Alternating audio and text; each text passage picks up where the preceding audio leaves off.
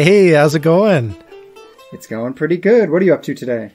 Oh, man. Well, we're recording on a Sunday, which is weird for us. So, we went to church. We hung out as a family, watched a little AGT, and now I'm talking to you. Nice. I took a nap. So Sunday we do chores. We're very good Christians and we do a lot of resting on Sunday. So we go to church, rest, and then we get all our chores done. So I just finished making sure that my son had properly mowed the lawn. Oh, nice. Hey, that's good stuff.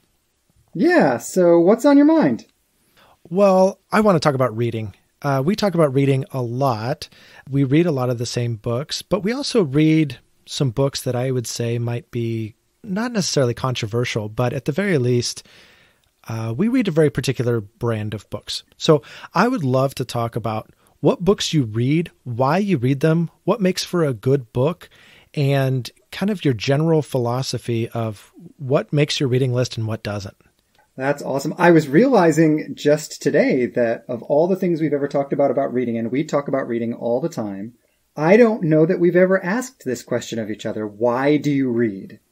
And what an important question, right? Yeah, right. I guess it is what keeps us coming back to it all the time. It'd probably be good to think through what exactly that is. Yeah. Well, and this is a major deal for us. I stalk you on Goodreads. Same. I totally stalk you as well. So we're going to use 2021 as an example year for one very important reason. And that is because it's the only year I've ever read more than you. Oh, geez. You're going to have to rub that in. So to speak of why it's such an important conversation, you read 14,128 pages last year. 40 books. Almost a book a week. Yeah. I read almost 16,000, again, more, and that's important because it's literally the only time that has ever happened. But I read almost 16,000 pages, 38 books. Put that all together, we are reading a lot. Yeah. So it drives the question, why? Yeah. Let me preface by saying I read almost exclusively nonfiction. I read a lot of philosophy. I read a lot of theology. I read a lot of psychology and just kind of general and history, biography, all of these types of things. I read a very little bit of fiction. So most of the time when I'm coming to a book, I'm coming to learn something. And I'm usually trying to learn something from an expert in that field. So that's usually what brings me to the table to read a book is to learn something. But what about you? Yeah, absolutely. So I would break this down into, I have two categories of reading, fiction and nonfiction. And depending on the year, one is bigger than the other typically. So for example, last year, the only reason I read more than you is because I read probably 75 or 80% of what I read was fiction, which is very unusual for me. I read, depending on the year, a lot of those same kind of categories you were describing, whether it's history, biography, philosophy, church growth, leadership, spiritual growth, all those kinds of things. And then on the flip side of things, I read a ton of science fiction and fantasy. And I read the nonfiction stuff for similar reasons. I want to grow. I read the science fiction fantasy stuff really because it's a primary way of relaxing.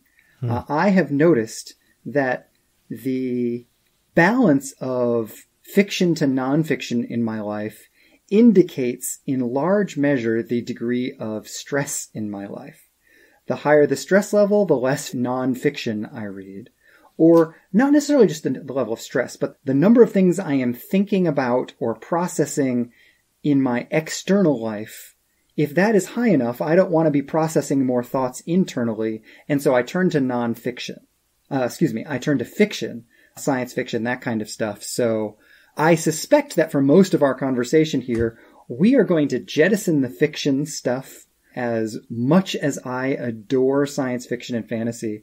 And I will throw this one thought in that I think having a well-developed imagination is a wildly important part of growing and a wildly important part of following Jesus. And I think that reading fiction helps that. You're absolutely right. And I know that I've historically not read a lot of fiction, but you always have. Like, that's something you've done since childhood on through. And when we started becoming friends, it was you that was teaching me the importance of story and the importance of what fiction can do for the formation of your mind.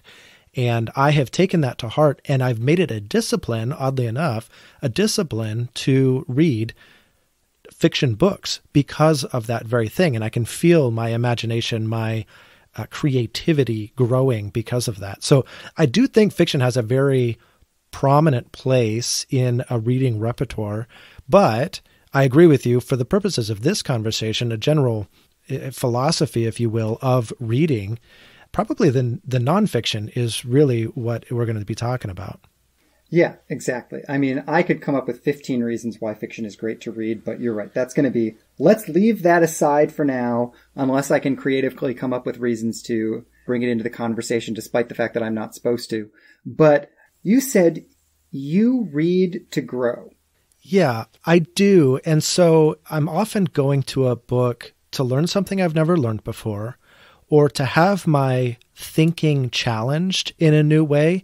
Either that's because this author is thinking thoughts that are new to me, and I need to test them out and, hear from that author and absorb that new knowledge.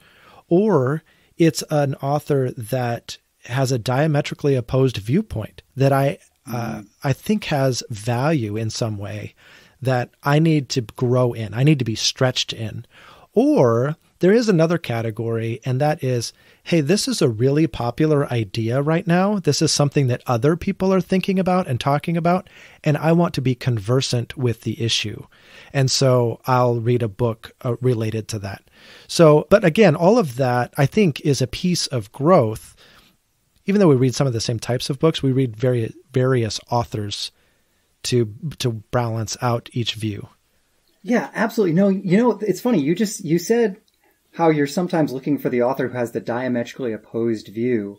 And this builds into one of my thoughts about life in general, which is that Stephen Covey, 7 Habits of a Highly Effective Leader, which is, of course, a book I think we've both read. Have you read this? I actually don't know if you've read this.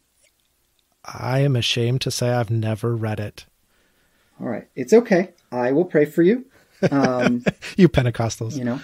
You can repent once we're off the air here. But one of the things that Stephen Covey says in his 7 Habits, one of his 7 habits is seek first to understand. And in a lot of my reading, I am trying to understand people who are different from me. I want to go into life assuming that people who think differently from the way that I think, number one, make sense, and number two, have something to offer me. This is a really important set of assumptions that I was realizing as you said that, I think is wildly important for a mature person who wants to be a growing person. I don't want to shut myself off from people who think differently from me, and I don't want to assume that everybody who thinks differently from me is stupid. I want to assume... I remember saying this to my wife when we were first married years ago, and I've had this conversation over the years with many, many other people, but it started with my wife. She would say, well, I don't know that what I think about this makes any sense. And people often say this. They'll say, well, I don't know that my opinions make sense. First of all, if you know anything about my wife is a really thoughtful, really well thought out, incredibly intelligent person. Mm-hmm. And I would say to her, let's assume it does make sense and see where that gets us. And inevitably that would extend the conversation, and I would learn and she would learn, and it would be great. And I think that's the heart and attitude that I often bring to reading is I'm going to assume you, the author, whoever you are, no matter how much I don't think I agree with you, I'm going to assume you make sense. And let's see where that assumption gets us. Yeah, I think that that is such a generous and good starting point for people that we assume are probably going to bring a new viewpoint. And I think it's interesting, over the years, you and I have found ourselves to be more critical of people that are in our own camp.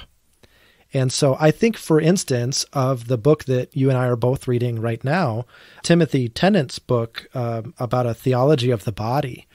And he's definitely somebody that we would both consider to be in our camp. I think he's the president of Asbury Theological Seminary. Is that true? Yep. And he was the missions guy at Gordon Conwell when I was there. Yeah. So this is absolutely a guy that is in our camp. And I think in a lot of ways, he has written a pretty decent book, but we have been pretty critical of it because he's in our camp. He hasn't brought a lot of new thoughts to the table for us.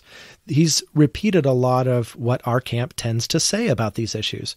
And that is probably fine, but it's not what we came for. We came for new and deeper and more well-reasoned arguments than sometimes we're getting. Now, I will say, just generally speaking, it's a great book, and he put together a chapter on a theology of being single that I thought was flat amazing, and for that alone, it's worth it to read that book. But yeah, and a very helpful corrective to the marriage-centered view of spirituality that often is in our camp. I thought it was a great chapter, but you're right. We are both more likely to be critical of people in the camp with us, and those often are in-house debates. It's not that I don't think Dr. Tennant is brilliant, amazing, worthwhile, valuable, or any of those things. It's that we are in the same camp, and so we can squabble a little bit because we're on the inside together. Yeah, yeah. Whereas, you and I have both read some Richard Rohr, and he's not in either of our camps. He's a Catholic priest that sits very close to, if not over the line, of universalism. And so we would not agree with him theologically on a variety of topics. However, he brings something about spiritual growth that we find very, very valuable. And so we're willing to go looking for those unique nuggets that an author that is not in our camp will bring, and be very willing to set aside all of the other stuff that we clearly disagree with in order to get that one nugget. And so it's a very different approach for people inside our camp versus people outside our camp. Okay, so with that inside-outside language, I want to ask you a quiz question here. Is Greg Boyd in our camp or not in our camp? Man, that is so hard, because Greg Boyd has come to mind a lot. This is a person that has been deeply impactful to both of us, and yet all of our evangelical friends would say, oh my goodness, no, he is very much on the outside as the open theism. How would you define open theism? Yeah, so, and I'm nervous to define open theism for Boyd, because Boyd has the most nuanced view of this. That I don't think he would call himself necessarily an open theist, but the idea that the future holds many possibilities, but that because of the nature of time, those possibilities are indeterminate. So the future is not fixed yet, and therefore what God knows when he knows the future is not the fixed reality of what is going to happen, but he knows the potential realities of what may happen. This, of course, trickles into a lot of different theological views. Boyd would say God can determine the future, and so when he makes, for example, a prophecy in the Old Testament, he can ensure that that prophecy comes to pass, but that is an unusual intervention in the system rather than the normal way in which God knows things. How's that sound? I think you're right, and we'd actually have to ask Boyd if you did justice to his theology, but it is that type of thing where a lot of people in our camp would hear that and say, well, that's not correct. That doesn't fit with my theological perspective. Therefore, Greg Boyd is out, and that makes him outside the camp. And yet there's so much else that he has to say in relationship to that and in relationship to a variety of other things where I'm like, oh no, this guy is absolutely in our camp. And so I myself don't know quite where to put him. But I think that speaks to the broader philosophy of reading and this willingness to suspend judgment and say, okay, even if we disagree on a particular issue, or maybe even not disagree, like, I don't know, you've half convinced me, or you've half not convinced me. I don't know. I'm still wishy-washy. I get that you're pushing this view. I'm willing to suspend judgment on that issue in order to hear what else you have to say. Yeah, exactly. I think the reason I brought him up is because if somebody were listening to our conversation, they could very easily think that we hold very, very strongly to this insider-outsider perspective on who's a, in quotes, a real Christian and who's not. Whereas that would be almost diametrically opposed to the point we're trying to make, which is that on some level, I'm not asking that question. I'm asking, what can you teach me? What can you help me understand better? Or what can you challenge my thoughts on? And those questions make for a broader reading pool. Like you said, I grabbed a bunch of books knowing we were going to talk about this, and Rohr is in my list as well. Rohr's book, Everything Belongs, about contemplative prayer, was deeply formative for me. I think I literally read it in 3.5 days because it was the first time I'd ever read anything by him, and I thought it was brilliant. But yeah, I think that there's something I'm looking for that broadens out my perspective on reading. Which brings me to this question then for you. I think you said this a couple minutes ago too, what is a good book? Yeah. So just real basic, am I interested in the topic? It's got to start there. Otherwise, I'm not as likely to start it or finish it. But I do a lot of stalking on Goodreads, as you say. So before I read a book, I will read the reviews on Goodreads. I will read, I'll look at the star rating. I'll look at the synopsis of the book. And what am I looking for? I'm looking for, as I said before, kind of an expert in their field, or somebody that has something rich, valuable, well thought out to say. And that to me makes for a good book. And so am I interested in the topic? And is the person I'm going to sit down and listen to worth hearing out because they have put some thought into this? And I'm looking for a well-constructed book, well-written. They've organized it well. They've articulated their thoughts effectively, all of those types of things. And I'm looking for those things as I go through the reviews. And then again, sometimes the endorsements will help me understand that. There are some great scholars in certain fields that if they've endorsed a book, okay, now I know this person has some chops and it makes me trust their opinions or that they have the right to speak. So I'm looking for that. I mean, because right now, especially in our digital age, some could even accuse us of doing this. Anybody can set up a podcast. Anybody can set up a blog. Anybody can self-publish a book. Thoughts and words are cheap these days. And so I don't want to read cheap thoughts. I want to read well-crafted thoughts and try to learn from them. So that's what makes a good book for me. But what about you? We have slightly different approaches to reading in this regard. You do a lot of preparatory work to decide whether or not the book is worth your time.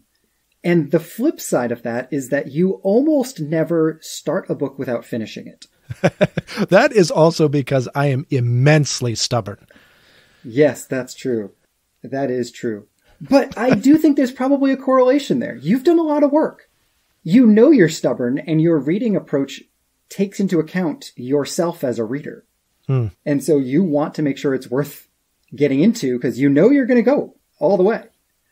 I am perfectly willing to read 2 chapters of a book and be like, I'm bored. And so I do a lot less prep work. I will often do nothing more than read the title and maybe the back of the book and the author's name.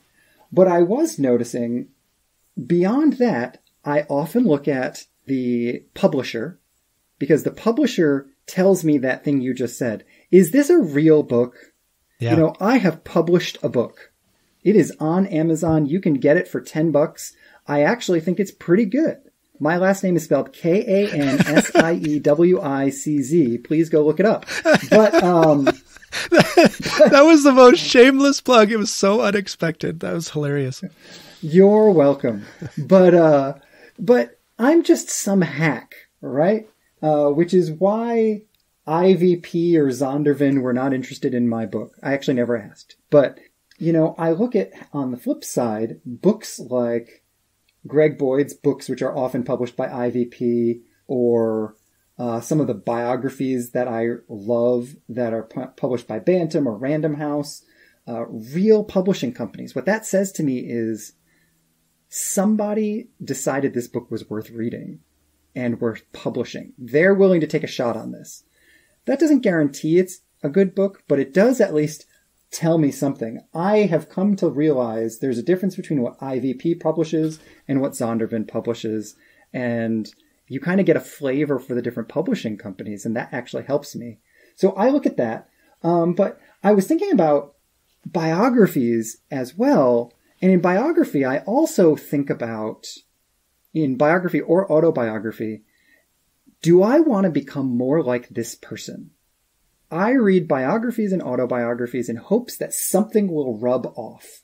So, not everything. So, for example, I've read a lot about Winston Churchill. And there are a host of things about Winston Churchill that I don't ever want to rub off on me. Mm-hmm. He was sometimes just a jerk. The way he responded to his subordinates was awful. But, on the flip side of things, he was exceptionally courageous, exceptionally brave, exceptionally value-driven in the way he acted as a leader. He was one of the great communicators in the 20th century. I want some of Winston Churchill's leadership to rub off on me. And so I read all about him, hoping I'll just become just a tiny little bit like Winston Churchill. Yeah, I agree. And I read biographies in much the same way. But I'm also just super fascinated by people's stories, and I'm super fascinated by history. And I think in order to be a good theologian and to think critically about how to apply the Bible to real life requires that we be good students of society and of history and how we got to where we are today. And that's some of the things that brings me to history and to biography. Biography is great because it just gives you a real in-depth look at somebody's life, and you almost get to see the world unfold around that individual. So I think it teaches me that people's stories matter. And, you know, so if I learned from you the fact that fiction helps your creative mind, my wife has ingrained in me from the day I met her until today, people's stories matter. That's something she must say at least every single week. And that's what I love about biography is it gets me up close and personal with a real living person. And that probably speaks a little bit to my interest in psychology and counseling, because I want to know what makes a person tick and why they respond the way they do in their historical setting and in the things that they're experiencing. So that's a little more of why I come to biography and history. Yeah, you hit this really good point that I don't know that I would have said, but I think you're absolutely right. In history more broadly, rather than just biography or autobiography, I want my understanding of the present to be informed by a knowledge of the past. Yes. So, for example, a really concrete example, in the last several election cycles, one of the things I have heard people say over and over again is, I can't believe how divisive the media is. The media has just fallen so far. The media used to be so great, and yet now they are just deeply partisan. As if that were a new thing. Yeah. But if you know anything about American history, the media has always been profoundly partisan and has been, if not equally, potentially more partisan than it is today.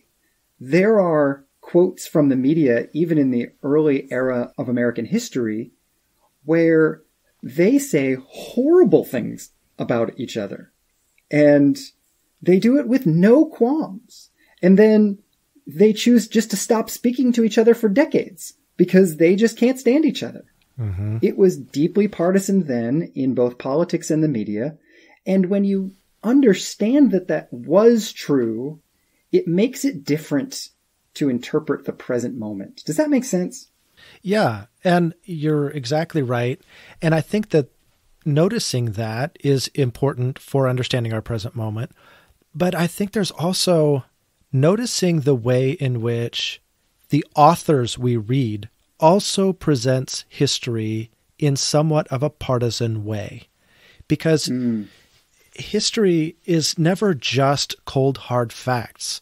It doesn't necessarily have to be so interpreted as, say, John Meacham, right? John Meacham's biographies, as you've said before to me, they try to make a point about the way this person lived their life. Mm-hmm. And so it's highly interpretive, and I don't necessarily disagree with his interpretations, but he's very baldly putting his thoughts out there with an angle in mind. Whereas other biographies are not as overt, and yet it can't help but be somewhat interpretive. And I think this has come to light in our country over the last few years, that the dominant class writes the history and gets to write the history in a way that suits the dominant class. And so you really have to go looking for a new angle, a new perspective. Just starting the other day, I picked up this new book, Caste, subtitled The Origins of Our Discontents by Isabel Wilkerson. And I'm just starting it, and so I don't have a lot of thoughts yet. But she is a Black author giving a perspective on American history and telling that history through the lens of like Nazi Germany and through India's caste system to show how similar and how we can understand our own history through those lenses. And I need, just like we were talking about before, this may not be the normal thing that I would read or the normal way I would construct history. I need this correctiveness. And so whether I agree with everything she has to say or not, it's at least going to pull me into a more balanced perspective of history. Yeah, absolutely. So here's the next question I want to ask you. How does your being a Christian influence the way that you read? On some level, I feel like that's almost a dumb question. But it's a question I don't know that we've ever actually talked about before. And so I'm just curious what your thoughts on that are. Go. Boy, talk about putting me on the spot. Well, it's funny, I feel a little almost insecure asking the question because the question has been presented to us so often in very black and white terms. If you're a good Christian, you're reading this stuff. If you're not a good Christian, you're reading this stuff. Christians read this kind of material. And as we have come to believe in a different kind of approach to reading that we discussed earlier, I think we have stepped away from those kind of black and white, good Christians read this, good Christians don't read this. But I don't know that I've ever been able to articulate a framework to replace that. Yeah. And so on some level, I find myself, it genuinely makes me a little insecure to ask the question, which is weird and funny to me. Well, because this is just a brand new conversation, right? We haven't had this conversation before. I don't know that I have a perfectly articulate answer, but here's the beginnings of the answer. And it's funny. We had a conversation, we had a podcast actually about your rules and the things that you say all the time, and you've written them down. I've not taken the time to write them down, but I do have a number of sayings that I say all the time, and this is one of them. The truth has nothing to fear from inquiry. And so I think that is my general take on what to read. Are we making a genuine inquiry into the truth? So that's something I'm always trying to do. I'm trying to get underneath. And that's why I feel like I can attack my own camp so strongly. It's like, yeah. Okay, guys, I know I've heard that line my whole life. Let's dig underneath it a little bit. Let's go deeper. Let's ask ourselves why. And let's challenge some of our own assumptions a little bit. And so I'm looking for really good, articulate authors to challenge my assumptions, teach me something I haven't thought before, whether they're in my camp or not, because at the end of the day, the truth has nothing to fear from that. What is true is true is true, no matter how we explore it, challenge it, think about it, whatever. Truth remains perfectly intact. And only my perception of the truth changes. Now, it requires that I be thoughtful in engaging every topic and evaluating it. And this is probably another conversation we'll need to have at some point, which is the authority of Scripture really becomes this lens through which I can challenge and engage with these various ideas. So that's my philosophy of reading as a Christian. Reading as a Christian is an exercise in inquiry through the lens of Scripture. Yes. Well, and what you just said brings together my thoughts so much more clearly than I had ever had them before. Here's what I think my philosophy of being a Christian reader means. And the only way I can offer it is in contrast to what I grew up thinking I was supposed to think. I think I was taught, or I thought I was taught, being a Christian reader means I evaluate whether the thing itself that I'm about to read, the media I'm about to intake, whether it is appropriately Christian, and therefore I decide whether or not I'm going to read it. So the question is it Christian? I think being a Christian reader doesn't ask any questions about the media I'm about to intake. It asks questions about me as the reader. What does it mean for me to read as a Christian? So I am going to read in a way that is consistent with Jesus' command to love my enemies. I'm going to read in a way that is consistent with Paul's teaching that the fruit of the Spirit is joy and love and peace and kindness and gentleness and patience and all of those things. I think that's the issue. I want to flip the idea on its head. A Christian isn't defined by whether or not they read that thing or don't read that thing. A Christian is defined by themselves and how they do their reading, and they do it in a spirit that is consistent with Jesus. Does that make sense? It does. And I think that gets to the heart of the Christian faith a lot better than the other way around. And I think this is the way we often get it mixed up.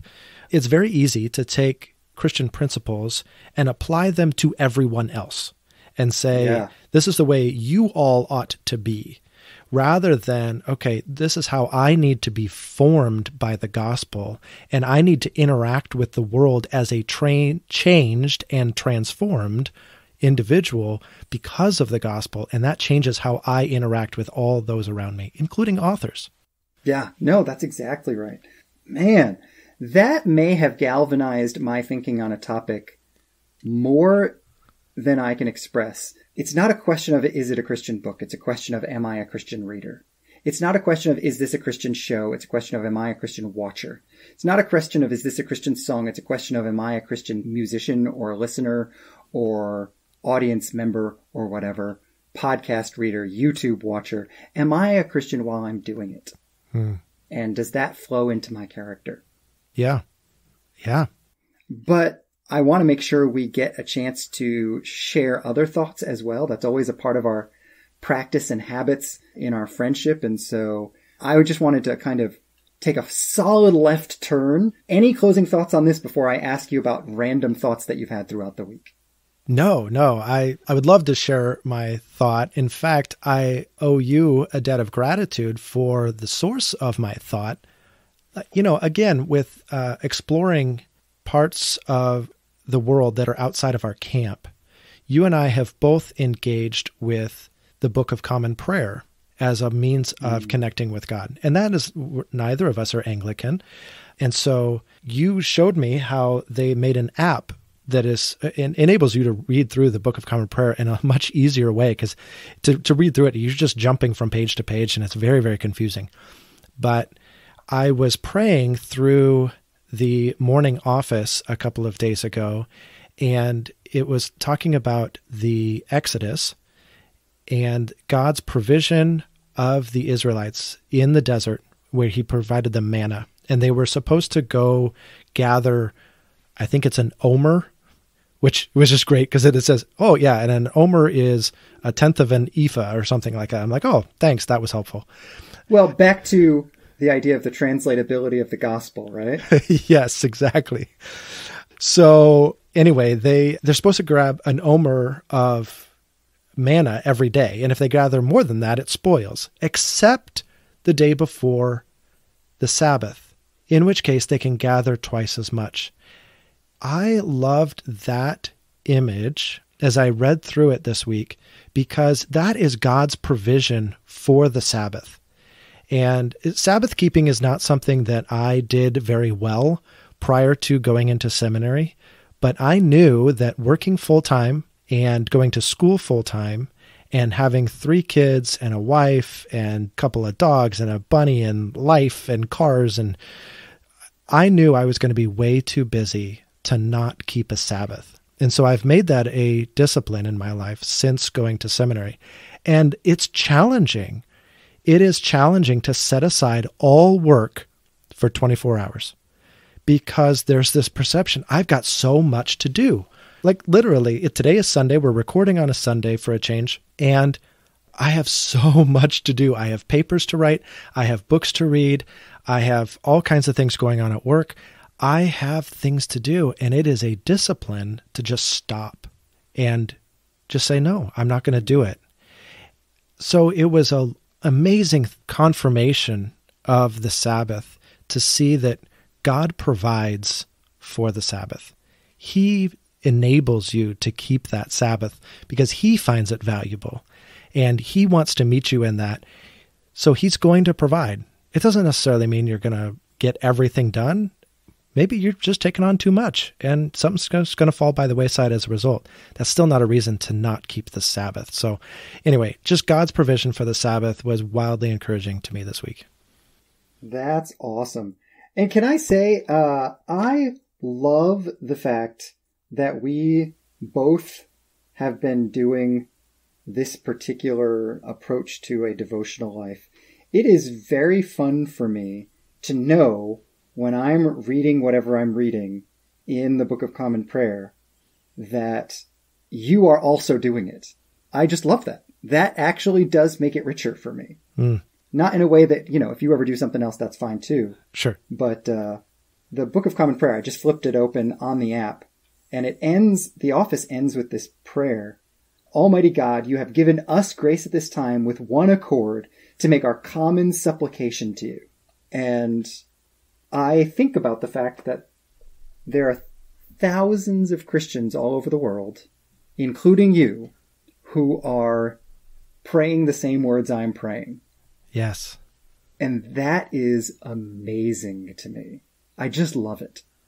I think about the exact same thing as I was saying that portion of the prayer. So that's cool. All right, your turn. Tell me all about your thoughts. All right. So I was at a conference this week and Louis Giglio was speaking, who has been in leadership since I was in college. But he was talking about one of the stories in the Bible that I have heard a million times, and he shared a nugget from a detail that I had never caught before, and it's the story of the anointing of David when Samuel goes to Bethlehem to anoint David as king. And of course, you know the story. Jesse brings out all of his sons save David, and every time Samuel thinks, oh, it's going to be that guy. Oh, it's not that guy. Oh, it's going to be that guy. And oh, it's not going to. And then Jesse runs out of sons and nobody has been anointed king. But God told Samuel, go and anoint one of Jesse's sons to be king. And so presumably in some level of confusion, Samuel says, so do you have any other sons? What's going on here? And Jesse says, well, I've got this one other son, but he's out in the field. And of course, being out in the field doesn't mean like in the backyard. It means like being outside of town in the wilderness, who knows how far away. And it's not like he's got a cell phone. I don't exactly know where he is. He's like off somewhere with the sheep. I don't know. And the detail that I'd never caught that Giglio talked about was Samuel then says, okay, go get him and we'll all stand and wait. If he were like in the backyard, not a big deal. But when we're saying the guy is outside of town, in the wilderness, who knows exactly where, just someplace where he can take the sheep, that could be an hour, 2 hours, 3 hours, 4 hours, 5 hours of just standing there. The only thing that seems to make sense there is that Samuel has now figured out the obvious truth. There is only one son left. None of these guys are going to be the next king, which means that guy is going to be the king. And when the king walks in, I will not be sitting. And if that means I have to stand for the next 5 hours to wait for the king to walk in, it's totally okay. He's the king. Wow. And just that one detail of we will stand and wait is so powerful. I just loved it. Yeah. That's really good because I don't think that we in our American society do waiting very well. And I don't think, and particularly in our spiritual lives, we don't do waiting very well. And so I know I approach prayer with the idea that when I show up to pray, God's going to meet me there in that moment in some powerful way, whatever I feel like I need from God is supposed to happen as I'm praying. And I think... Yeah, and God better show up in my 15 minutes that I've allotted him. Yeah, that's exactly right. Yes. And what I'm actually learning and what I really appreciate about the Book of Common Prayer is the fact that you have to show up every single day. You show up and you pray these written prayers every day, and God will do something in you over time. And that's a very different experience than I got 15 minutes. I'm going to pray through my stuff. You better show up and I better feel like you've been here. Otherwise, I'm out. Yeah, that's good. Yeah. All right. Well, you posted on social media this week the Which Josh question, and you asked which Josh grew up in Boring, Oregon. Well, yeah, now I'm giving it away. Which Josh grew up in a town called Boring? And the answer is me, Josh from Oregon. There is a town called Boring, Oregon. And I think we had a conversation recently. You just learned this, didn't you? Yes, I did not know this. I would have thought I knew every place you had lived over the 20 some odd years that we've been talking for hours every week. And yet this was new information for me. It's important for me to remember that boring is in your DNA. It does explain a lot, doesn't it? Oh my goodness. I'm assuming that you have kept that from me on purpose because now it's just cannon fodder. Yeah. So we'll start a podcast and I'll just put it out there for the whole world. Yeah. But yeah, no, I did grow up in Boring. People always ask, is it boring? And the answer is, I don't know. I was a kid. I grew up playing around outside. It was about a 1/4 mile long driveway off the road. And on either side of that driveway, on one side was a cattle farm, and on the other side was a pig farm. And you can imagine the smells in the summer going up our driveway to the top of the hill where our house was. And I grew up running around in the woods, way away from everything, checking on the cows and pigs as needed. But I don't know. It was a great way to grow up as a little guy. I enjoyed running around outside. So no, it wasn't boring for me. And it was so close to Portland that if you wanted the big town experience, you could have gotten it. But what kid cares about that? Yeah, exactly. Right.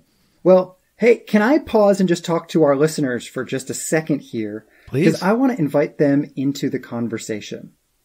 We talked all about books and why we read today and what does it mean to be a Christian reader and what is a good book. And I want to invite anyone who is listening, specifically to check out our Reddit thread, r/onthephonewithjosh. And I'm going to post all these questions there, and I want to hear your answers. Really, we want to hear your answers. We want to hear what books you like to read, why you like to read. We want to hear what you think a good book is. We want to hear what you think is the intersection of being a Christian and being a reader. And I even want to broaden this out. This really is about growing. Some of you may not be readers. Some of you may have other ways that you seek to grow, whether it's other podcasts that you listen to, or YouTube channels that you listen to, or sermon preachers that you listen to, or whatever. And I'm curious to hear it all. How is it that you grow? But more than that, why do you listen to or read what you listen to or read? That's what I think we're looking for this week. That's going to be a great conversation. I can't wait to find out what people have to say. So yeah, please join us on r/onthephonewithjosh. Let's talk. All right. So are we on for next week? Oh man, I can't wait. Yeah, can't wait to talk to you next week. All right, then I'll talk to you then. Okay, bye. All right, bye. What?